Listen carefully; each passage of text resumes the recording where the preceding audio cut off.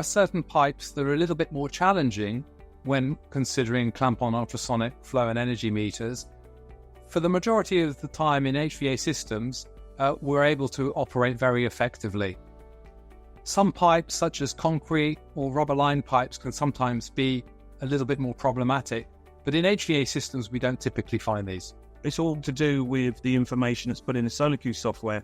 So, if it's PVC, if it's carbon steel or stainless steel, etc., then it's going to work perfectly well.